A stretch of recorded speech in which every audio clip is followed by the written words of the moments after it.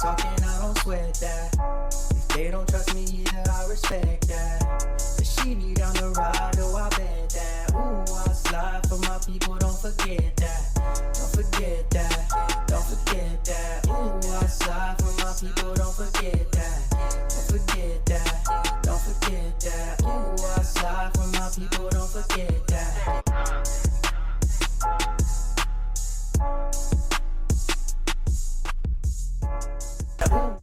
Good morning, good afternoon, good evening.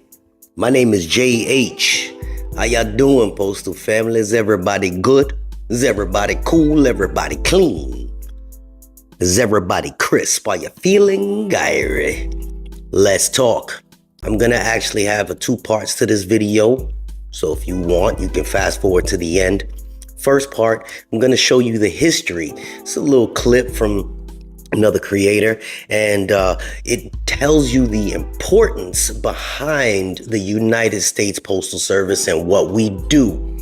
And I'd like for you guys to see what it was then, how it molded the way we are today, and obviously what we're looking forward to in the future, because what it was then and what it is now, totally different. Second part, I'm gonna run through a couple of emails and one comment just to give you guys some feedback on what you guys tend to write me, and we'll go from there.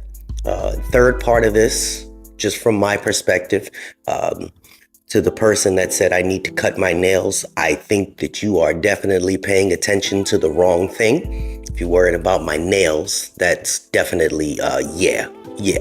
See, that's where our problem lies. You will hear a full video full of information and you'll worry about what Jay's nails look like. That doesn't make sense to me. Nonetheless, let's get to the video and we will comment on it and get into some information after. All right, let's chat. Listen up. This is literally why the United States would not exist without the post office. The term post comes from the Latin positus, meaning position or station, as really what makes a postal service work is its series of relay locations. In medieval times, these locations were mostly taverns, where you could pick up your mail and exchange a little gossip from afar for a pint. For much of history, pretty much before the invention of the telegram, letters were pretty much the only way to communicate over a distance further than you could walk or yell. Mail was the best way to get news about the rest of the world. That is, if you could read and write, which most people couldn't do. So it was mostly a tool of the wealthy. With the age of exploration came a greater need to communicate over distance. But Europeans struggled to set up a postal system inside the wilds of the New World. Even if the colonists were people who left or were kicked out of Europe for some reason, they were still obsessed with what they considered home. So the official colonial postal system of the 1600s was primarily tailored to sending letters across the Atlantic. Sending messages between the colonies was a treacherous job, often given to slaves, if done at all. And England liked it this way. The less connected the colonies were, the less likely they were to realize that they were outgrowing that little island across the sea. This was the status quo for the next 100 years, until a new generation of people born in the colonies started to not care as much about Europe. This included the Postmaster of Philadelphia, who in 1753 was promoted to Postmaster General. Weirdly, you may have heard of him, just a little guy named Benjamin Franklin. Like many early postmasters, Franklin was a printer and newspaper publisher by trade, and knew that for his readership to grow, so did the postal system. First thing was building post roads between the major cities. Largely based on Native American trails, these were the first interstates, and many of them would go on to be the basis of routes that would become the modern-day highway system. Franklin also added overnight shipping between New York and Philadelphia, standardized postage based on weight and distance, and decreased newspaper shipping rates, which, yes, helped his business, but he can be excused because once the flow of information opened up between the colonies, they got talking. and the Crown's worst fears became a reality. Even though his changes had turned the struggling colonial post profitable, in 1774, England sacked Ben Franklin as Postmaster General for siding with the revolutionaries. This only freed him to spend more time on the cause. And a year later, in 1775, the Constitutional Post was founded, and Benjamin Franklin made the Postmaster General. Which means, yes, the United States Post Office is older than the United States itself. Once Ben Franklin got the post office in order, he shot off to France to gain their support for the revolution, and also to enjoy all the French things that he loved, like wine and cheese and ladies. After the war, the earliest version of America under the messy Articles of Confederation was far from a nation. It was more of a region of loosely connected, self-ruling states with very different interests. Long story short, it is a flat-out miracle it survived through the writing of the Constitution. Upon being voted in as president, George Washington quickly realized that the only way this new country had stood a chance was if the people were more connected to each other and the government. His answer? Mail. Proponents of the post office, like Washington and Benjamin Rush, argued that it acted as an outpost for the federal government in every town in the country. The post office also created a more informed electorate by not only subsidizing the distribution of newspapers, but promoting the importance of reading and writing. Remember, democracy was a brand new concept, and not even everyone in America agreed with it. All of this post office stuff angered those that didn't want a central government carving roads or gaining too much power. They just overthrew a monarch after all. Also, richer landowners, not exactly fans of their workers or slaves becoming more educated as to what was happening around the new country and world. Rich people, always the worst. Racism, always a problem. Meanwhile, although probably no one has ever loved writing letters more, Alexander Hamilton, Secretary of the Treasury, believed that the Postal Service should be able to support itself financially. Upon its creation, the Postal Service Act of 1792 turned the pretty abstract concept of democracy into a reality by bringing mail service, and in turn newspapers and information, to the entire population instead of just the rich. The post office was deemed so vital, it is one of the few government agencies explicitly authorized in the Constitution. But in compromise, one of the only that is expected to not turn a profit while basically sustaining itself on only its own revenue. This act also made the mail one of the first and strongest examples of our First Amendment, which was only written a year before. As any child in America will tell you, it is a crime to open another person's mail. Partly because at the time it was the only way to send money. Stealing mail was initially punishable by death. And as America grew, it was the post that was at the very forefront of this expansion. For most of the country's existence, it was mostly wilderness, and the postal system was the initial force cutting roads and eventually railroads to connect all of these new pockets of America together. A town was not a town until it had a post office. And truthfully, few people would have ventured west without this kind of link to the world. Now, you might know in his farewell speech, George Washington called America the Great Experiment. What he was referring to was that never in history had so many different types of people been united into one. And he and many of the founders were very afraid, and some very sure, that it would collapse. The post office was one of the most important safeguards to prevent this. Today, although it might be easy to write it off as outdated, the post carries everything from your subscription drugs to your vote to all those weird late-night impulse buys online. It was what made this country whole. Attacking the post office is attacking America's democracy. So, what'd you think? What'd you think? Interesting? Did you fall asleep on the history? History has to be looked at in order to understand what we are as a whole. Why we represent this place to such, a high standard. Where are the high standards when it comes to, management and our co-workers? Who knows? People will fuss and say, hey, If we brought back the old tests, it would eliminate the foolishness.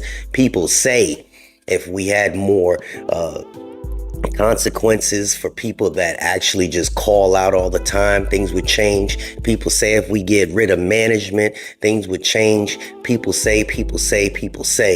But here's the truth. And we have to understand that truth is love without watering it down. We can tell the truth, still love the place without watering it down. And that's what I do. I love this place and I try not to water it down. And a lot of people get offended by that. Nonetheless, it is what it is. But somebody wrote me, and I will not go into names on this one. We spoke about a plant in Atlanta not too long ago, about them having no air conditions, people working in a sweat box.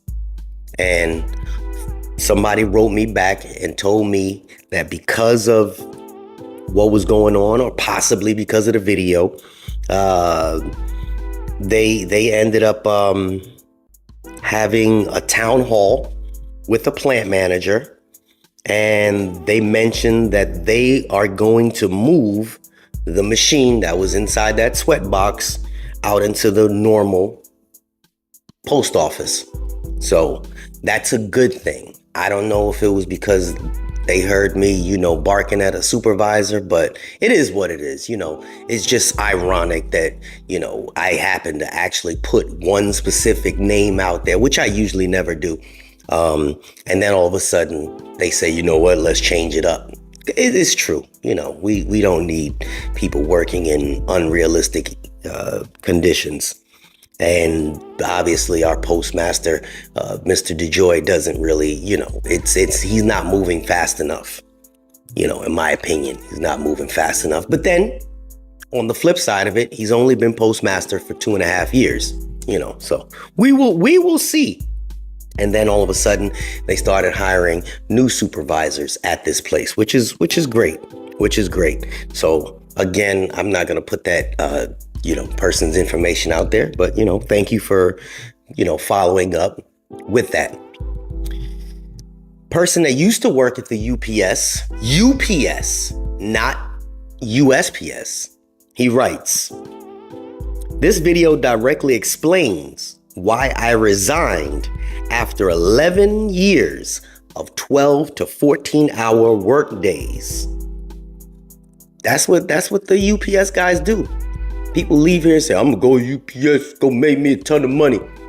Hey, y'all saw that video. It ain't always peaches and cream on the other side. Started here, United States Postal Service, as a TTO, tractor trailer operator, in January, totally based on an interview. The understanding was that I was guaranteed that wasn't happening here. No 12 to 14-hour work days. You know why we don't have those? Because they don't want to pay that V time. It's part of that union thing. In those 11 years, if it was only Sunday on vacation that the wife, I would fall asleep and wake up together. So that's how they work, man. 6 days a week over there at UPS. It's rough. Those guys make some good money if they're on the first tier. Guess what? These last 6 months, we do every single day, morning and freaking night. Ha ha ha. Yeah, get it, brother, get it. Meaning that he's actually enjoying his family, which is good.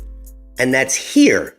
A lot of people say that they can't do that here, which is amazing to me because, once you finally become career, you can get it. Long as you're able to, work-life balance, you're able to do it. He said, the best move ever, great quality of life, plus the job is absolutely amazing. And then he says at the end, my UPS brothers ain't playing no more. The moral of that was, we have people here, we have people there, we have our FedEx brothers, we have our UPS brothers, we have all the other delivery companies.